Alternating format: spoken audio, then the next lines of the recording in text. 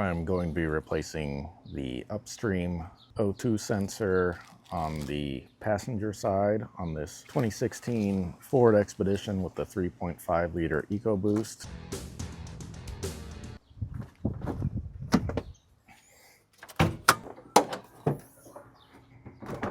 The reason I'm swapping out this O2 sensor is because now I'm getting code PO131, just like on the other side I was getting PO151, but like a week after I changed that one out, this one started throwing a code. So they're supposed to be changed in pairs anyway. I had already ordered one for this side after I saw how much better the engine ran with that other new one.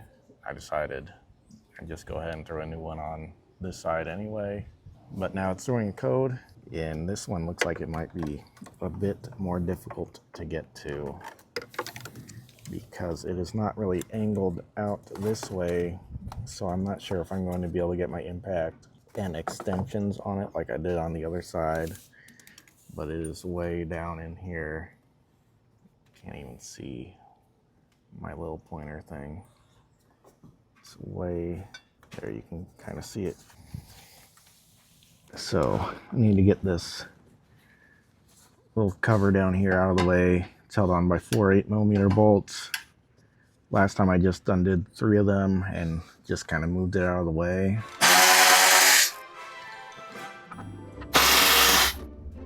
I'm also going to go ahead and remove this engine cover,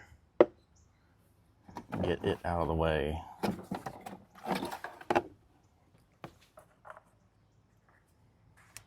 So the plug-in is down underneath next to the transmission between the catalytic converter and the transmission. Right up here, you just need to push a tab down right there and then it pulls out. And then there's one little place where it's held in that the wire needs to be worked out of.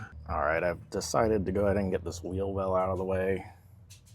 So it looks like it's just held on by some 5.5mm bolts on each end, and then some just push clips all around.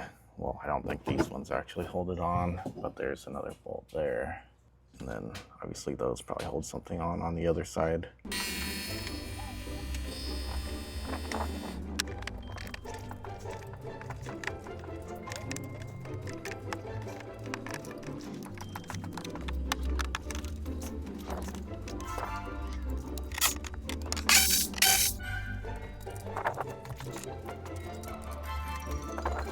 So only the 2 bolts towards the back are 5.5mm, and then this one inside the wheel well is also 5.5mm, but these 3 on the front here are 7mm.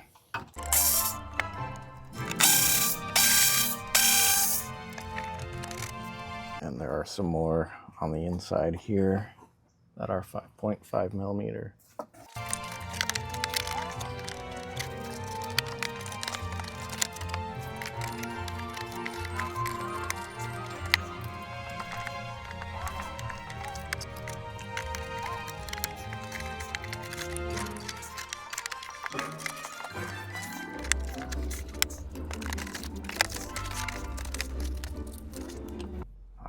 So I've also removed the push pin from here, and then there's also one under here.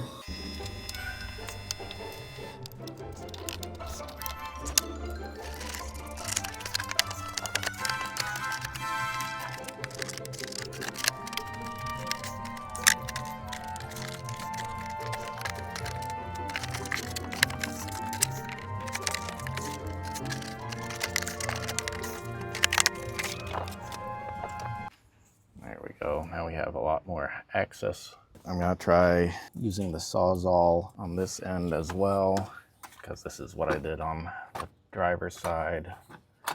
Hopefully I can get it in there and not cut anything else. I could not get my Sawzall in there, so I'm gonna try my little mini Dremel.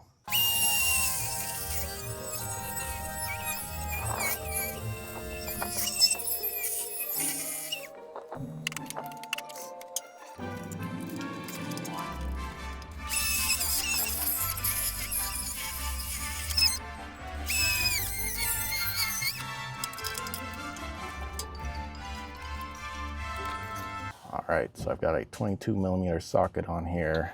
I've got a swivel and then some extensions going up behind the engine.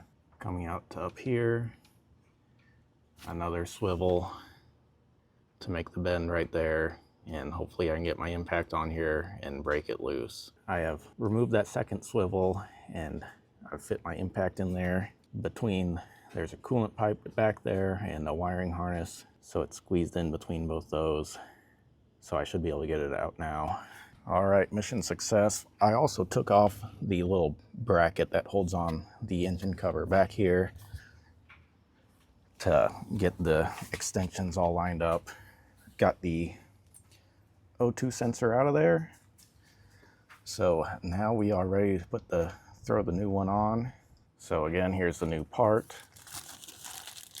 And you are going to want to throw some anti-seize on here, but these, at least my last Motorcraft one, came with some new anti-seize already pre-installed. And there you go, it says already got it on there. So let's go ahead and get this started in here.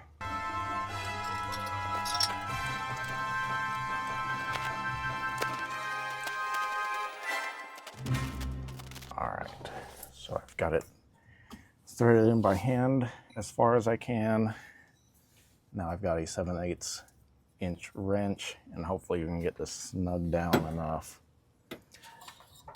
I'm sure that there's probably some torque that it's supposed to be torqued down to, but I'm just going to be happy to just get it nice and snug in here, because there's barely enough room for this wrench or anything else really.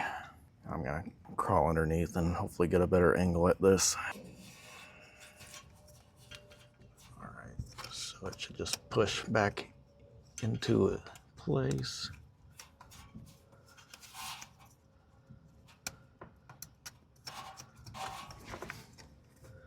Once you get it lined up, there we go. Heard it click, so it's back in there. And then there was a place that this was being held into right up here. So just push it back into there. Nope, I missed. But it's right where my finger is. That's the little clip that needs to be pushed into. All right, feeling for any leaks. Right now, while it's not very hot, I don't feel any air coming out. So I think we're all good. I don't hear anything. And it's running great, so sensor is obviously working. Now we just need to button everything back up. I've already thrown the bottom cover back on.